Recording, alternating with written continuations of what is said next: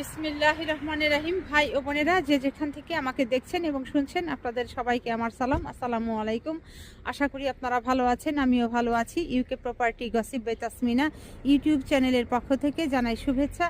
আজ জানুয়ারি মাসের 19 তারিখ, রবিবার 2025। এই মুহূর্তে লন্ডনের তাপমাত্রা অনুভব হচ্ছে মাত্র 1 ডিগ্রি সেলসিয়াস, প্রচণ্ড রকমের ঠান্ডা।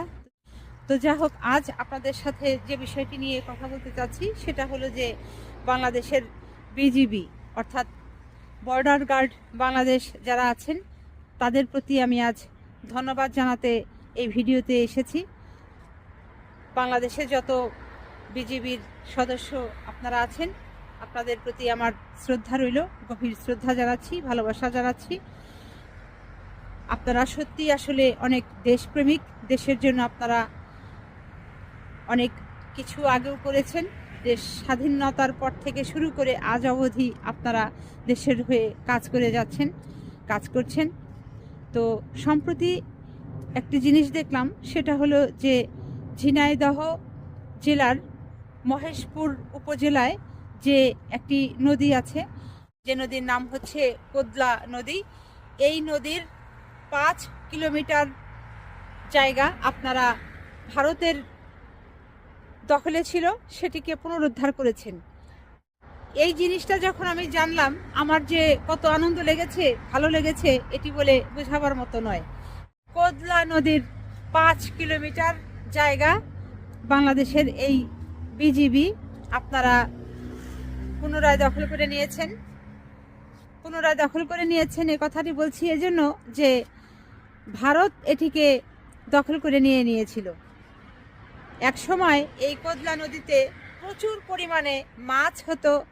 এই কোদলা নদীর পানি বাংলাদেশের ওই এলাকার যারা গ্রামবাসী আছে, মানুষ আছেন, তারা ব্যবহার করতেন। বিশেষ করে নদী থেকে পানি তুলে তারা শস্য খেতে সেচ দিতেন। তারপর গৃহস্থালির অনেক কাজে তারা সেই কোদলা নদীর পানিকে ব্যবহার করতেন। কিন্তু এই ভারত বাংলাদেশের এই কোদলা নদীর 5 কিলোমিটার দখল করে নিয়েছিল। এবং বিগত 15-16 বছরে আপনারা জানেন যে বাংলাদেশে আওয়ামী সরকারের শাসনামল ছিল, এবং ওই সময় এই ঝিনাইদহের যারা ক্ষমতায় ছিল তারা তো সবই আওয়ামী লীগের লোকজন ছিল। এবং আপনারা এটিও ভালো করে জানেন যে বাংলাদেশের এই নদী দখল করে নিচ্ছে, জায়গা দখল করে নিচ্ছে ভারতের বর্ডারে যারা আছে, দায়িত্বে যারা আছে, তারা সেদিকে তাদের কোনো খেয়াল ছিল না। তাদের খেয়াল ছিল ওই একটাই, যে কিভাবে ওই সোনা চোরাচালান করে ভারতে পাঠানো যাবে, তারা কিভাবে পকেট ভারী করবে, ব্যাংক ব্যালেন্স করবে, সম্পত্তি করবে, এগুলো তাদের ধান্দা ছিল। এবং আপনারা এটিও জানেন যে এই আনার, যিনি কলিকাতায় গেলেন, তিনি কিন্তু এই সোনা কারবারি ছিলেন। তিনি সোনা চোরাচালান করতেন। বাংলাদেশের এই বর্ডার গার্ড বাংলাদেশের সদস্যরা, আপনাদেরকে অনেক ধন্যবাদ জানাচ্ছি, আপনাদের প্রতি কৃতজ্ঞতা জানাচ্ছি। আপনাদের দেশপ্রেম দেখে সত্যিই খুব আনন্দিত হচ্ছি। এবং আপনারা এখন পর্যন্ত বাংলাদেশের বিভিন্ন জায়গায়, বিভিন্ন বর্ডারগুলোতে এই ভারতীয় বাহিনীরা যে একের পর এক অত্যাচার চালাচ্ছে, আপনারা সেগুলোকে রুখতে চাচ্ছেন। এবং সেই সীমান্তবর্তী এলাকার যে গ্রামগুলো আছে, সেই গ্রামগুলোর মানুষরাও আপনাদেরকে সহযোগিতা করছে। সেই মানুষদের প্রতিও আমার ভালোবাসা রইল, আপনাদের প্রতিও আমার শ্রদ্ধা রইল। বিভিন্ন সংবাদপত্র মাধ্যমগুলো থেকে, তারপর ফেসবুক থেকে যে জিনিসগুলো জানতে পারছি কিংবা দেখতে পাচ্ছি, যে বাংলাদেশের বিভিন্ন সীমান্তবর্তী এলাকাগুলোতে মোটামুটি উত্তেজনা চলছে। এবং এই বর্ডার গার্ড বাংলাদেশের যারা সদস্য আছেন, এদের সাথে সেই সীমান্তবর্তী এলাকার যে গ্রামগুলো আছে, সেই গ্রামবাসীরা উভয়ে মিলে কিভাবে ভারতীয়দের সাথে ফাইট করে যাচ্ছেন, এটি দেখে আসলে খুব ভালো লাগছে। ওই সীমান্তবর্তী এলাকার গ্রামবাসীরা দেখা গেছে যে কেউ বাড়ি থেকে পানি এনে এই বর্ডার গার্ড যারা আছেন তাদেরকে খাওয়াচ্ছেন, কলা খাওয়াচ্ছেন, বিভিন্ন ধরনের খাবার দাবার এনে তাদেরকে খাওয়াচ্ছেন, সহযোগিতা করছেন। মানে মনে হচ্ছে যে একে অপরের যেন বন্ধু, তারা উভয়েই কিন্তু দেশের হয়ে কাজ করছে। তো এইখানে তখন আমার একটা জিনিস মাথায় আসলো যে এই সীমান্তবর্তী এলাকায় এই বর্ডার গার্ডদের যদি গ্রামের মানুষজন বন্ধু হতে পারে, তাদের সাথে মিলেমিশে কাজ করতে পারে, তাহলে বাংলাদেশে এই যে প্রায় 450 থানা আছে, এই 450 থানায় যে কয়েক লাখ এই পুলিশ আছে, এই পুলিশ বাহিনীর সাথে কেন বাংলাদেশের মানুষ একযোগে একসাথে হয়ে কাজ করতে পারে না? এই পুলিশ কেন মানুষের বন্ধু হতে পারে না? মানুষ কেন পুলিশকে খাওয়ায় না? মানুষ কেন পুলিশ দেখলে 14 হাত দূরে দিয়ে পালিয়ে চলে যায়? বলেন তো, এখানে সমস্যাটা কোথায়?